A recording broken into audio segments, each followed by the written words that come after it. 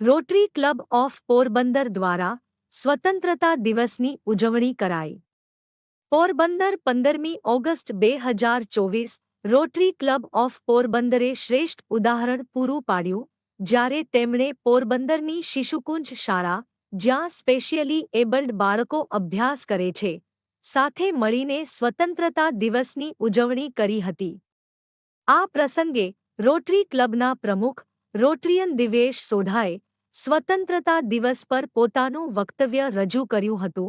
સાથે જ આ શાળામાં અભ્યાસ કરતા બાળકો સ્પેશિયલ ટ્રેનિંગના કારણે તેમની માનસિક ક્ષમતામાં સુધારો થતા પગભર થયા છે, તે અંગે જણાવ્યું હતું. દિવેશ સોઢાએ કહ્યું, રોટરી ક્લબ માટે ગૌરવની વાત છે કે અમે તેમની પ્રગતિમાં સહભાગી બની રહ્યા છીએ.